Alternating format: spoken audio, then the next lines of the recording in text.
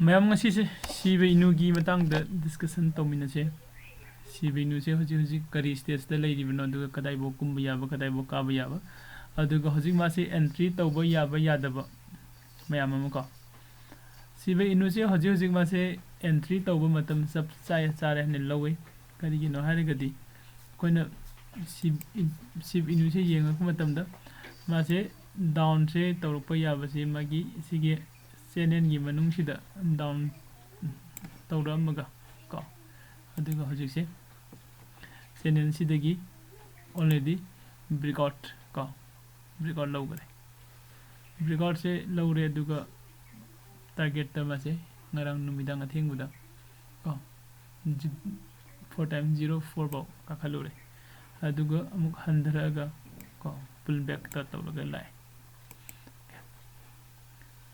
pullback tawra ko matam sida sigi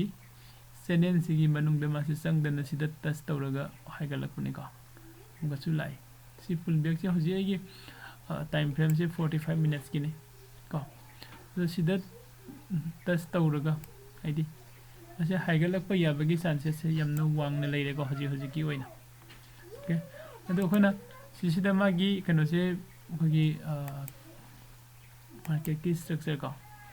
market ki success sense tawre e hane lobo yai kamene no hare kanda han ba sibinu gi first sida low se muri se sigi low sigi matak ta again ka khalaga ma sida low ma mu se mure dugi next sida low ma mu se me ka next sida low ma mu se me ka kagumba sigi low sina taraga sigi low se si thugaira gadi हाइबल level से स्वाइम पास दो वगैरह नहीं नट्रा 0.00039 तारा अगर कगुमसी के level से थुगाइरा अगदी को कोई नमुक साइकी सिगी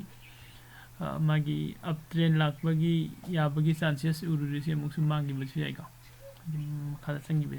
अदु होजी की ओइनदी मासे अप ट्रेन दे लेदी को अदु अप ट्रेन दे लेदी अदुगा प्राइस यामन डाउन द आइडिया हान 0.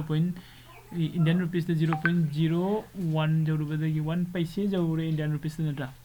इंडियन रुपीस द 1 पैसे जौरगा हसे हाइद्रागा 0.0034 दाइदनी कोगी वजिरक्स द सो तौरिसे का अदन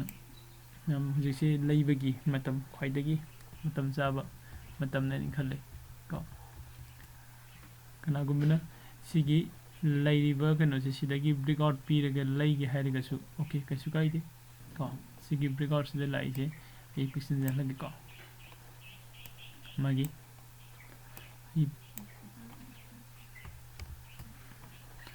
जूम इन तौरके यंगबियो को सिने लाइसे सिबिनुगी हुजी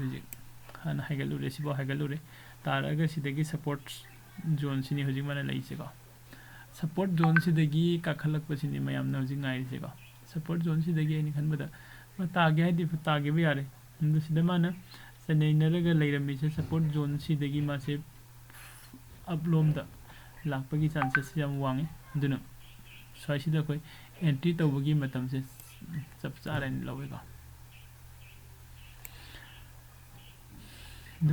सिदगी कैगुंबा स्लिप तौरगा तारागदी सिगी मखासिनी लेदिसे को यमना चावबे स्ट्रॉंग सपोर्ट नि सिदगी दी मखा सुंता तारारोय अदो हजिक लै माने लैरिबे लेवल से सिदगी सु कागी बा याबगी चांसेस याम तिन वांगे इवन नैदि 70% की चांगदी अपलोम द सखि बने हेन वांगे अदो सेलरगी प्रेशर नै यामना स्ट्रॉंग ने लागा कसगी सिदे लाइबा कोगी लेवल नम सिदे सेमिस मागी सिदे लोअर हाई सिदे क्वाइदगी लो पॉइंट मान सेंबिरमे नट्रा अदुगी मतुंगदा लोअर हाई हारगा सिदे काखलैबा मोंगसे सिदे सुम कागरगदी मार्केट से अप ट्रेंड दिमागी मार्केट की कनो से कोगी स्ट्रक्चर मार्केट की स्ट्रक्चर से कोइना चेंज तौरानी लौगनी नट्रा चेंज तौरबनिना इसिदा लाइन नमा सम सिमजिलके चौरापमा को सिगी लाइन सिने को सिगी लाइन सिने होजि ꯀꯩꯅꯣꯗ ꯂꯥꯛꯏꯁꯦ ꯑꯗꯨ ꯁꯤꯗꯒꯤ ꯁꯨꯃꯥꯏꯅ ꯁꯨꯝ ꯀꯥꯈꯤꯕ ꯌꯥꯕꯒꯤ ꯆꯥꯟꯁꯦꯁ ꯂꯩ ꯑꯗꯨ ꯃꯌꯥꯝ ꯁ꯭ꯋꯥꯏꯗ ꯂꯣꯏꯁꯤꯟꯖꯔꯒꯦ ꯑꯗꯨ ꯃꯌꯥꯝꯅ ꯚꯤꯗꯤꯑꯣ ꯁꯕꯁꯀ꯭ꯔꯥꯏꯕ ꯇꯧꯕꯤꯕ ꯌꯥꯝ ꯅꯨꯡꯉꯥꯏ ꯚꯤꯗꯤꯑꯣ ꯆꯦꯅꯦꯜꯁꯨ ꯍꯧꯖꯤꯛ ꯑꯩꯈꯣꯏꯒꯤ ꯌꯨꯇ꯭ꯌꯨꯕꯀꯤ ꯆꯦꯅꯦꯜ ꯀꯣ ꯌꯨꯇ꯭ꯌꯨꯕꯀꯤ ꯆꯦꯅꯦꯜꯁꯦ ꯉꯁꯤꯐꯥꯎꯗ 500 subscriber ꯌꯧꯒꯔꯦꯀꯣ ꯃꯌꯥꯝ subscribe ꯇꯧꯕ ꯀꯥꯎꯕꯤꯒꯅꯨ ꯑꯗꯨꯒ like ꯀꯣ share ꯇꯧꯕꯁꯨ ꯀꯥꯎꯕꯤꯒꯅꯨ ꯃꯌꯥꯝ ꯊꯦꯡꯛ ꯌꯨ